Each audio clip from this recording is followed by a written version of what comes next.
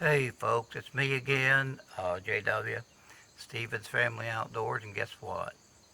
In just about 25 days, and once again, it's the opener of the West Virginia bow season. Of course, with me, it's trad gear.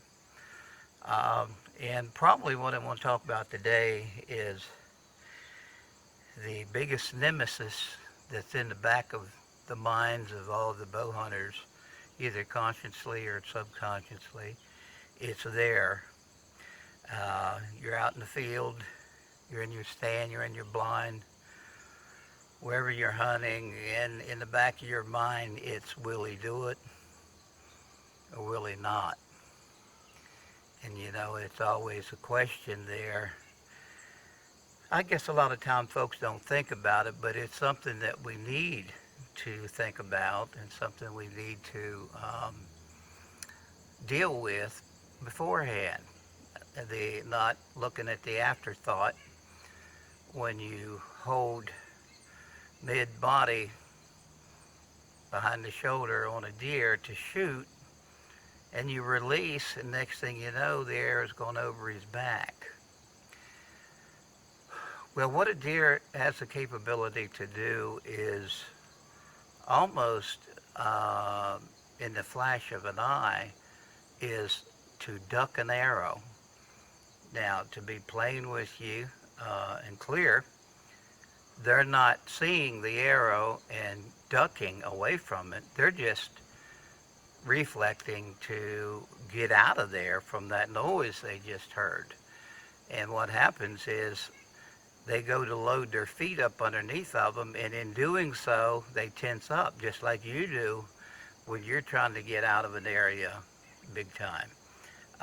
I've comprised a few short clips here of examples of um, the jumping the string, and that's why when I remedy the way that I remedy doing that, and I've had to learn the hard way, believe me, uh, it's not fun, shooting over the back of an animal when you uh, had him dead to right there in the center of his body, up and down, right behind the shoulder, or in the critical V, vital V is what we call it.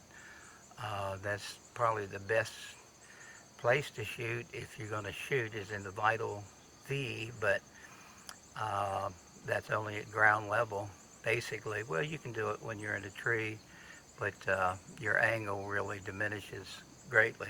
But getting back to the string jumpers, we're going to go in here in just a little bit and let you see a few examples of how I remedy the situation. Right up front, I'll tell you, when I aim, yes I do, I aim with my traditional gear. Everybody does either consciously or subconsciously. But when I aim at the very lowest part of their body that I can without shooting underneath of the animal. The reason I do that is when he does jump the string, and they're usually going to do that. It doesn't matter if you're using traditional gear, a compound, or a crossbow. They're going to jump that string because they hear that noise, and their reflexes are astronomical, believe me. But I aim as low as I can, um, and sometimes this might sound counterintuitive, but sometimes if the animal is a little nervous within 15, 20 yards, usually 15 yards, if he seems to be a little nervous, sometimes I'll even aim lower. That if he doesn't jump the string, I would actually miss, but 90% of the time he's going to react to the noise of my bow, and he's going to bunch up his legs to get out of there, and when he does, he's going to drop into my arrow, hopefully. You'll see that on a couple of these. So that's a simple remedy if it's one that you can mentally cope with under the pressure of the shot. And I know there are a lot of things going on, especially with traditional gear. You're trying to remedy your follow through. But what you should have done, instead of trying to think through your shot while you're aiming at a deer, you should, by repetition, be able to do that subconsciously without even thinking about it. So shoot, shoot, shoot, and when you get done, shoot some more.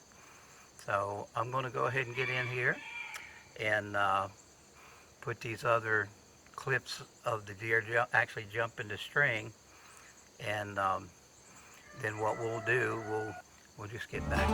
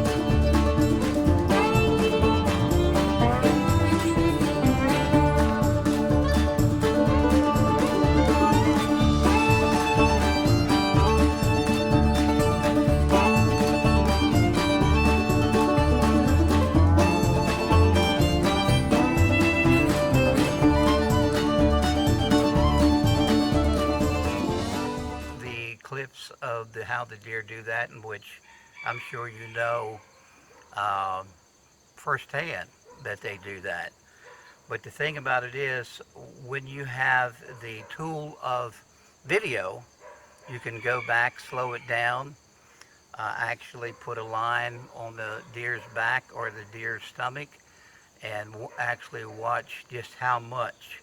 Sometimes it's half a body, sometimes it's a full body width that they load up. It depends on, actually, I believe it depends on the anxiety of the deer and just exactly how stressed out they are at that time. Okay, so we hope you've enjoyed today's video. Stephen's Family Outdoors, JW here. Listen, keep your feathers dry and shoot straight. God bless.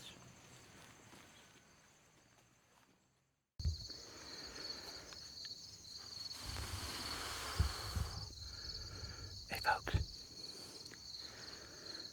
JW here, believe it or not. Camoed up pretty good today. A lot of folks say, what about your white beard? I figure when the animal's on the ground looking up, it just looks like a piece of the sky. Breaks it up. I haven't never been caught. So if it ain't broke, don't fix it.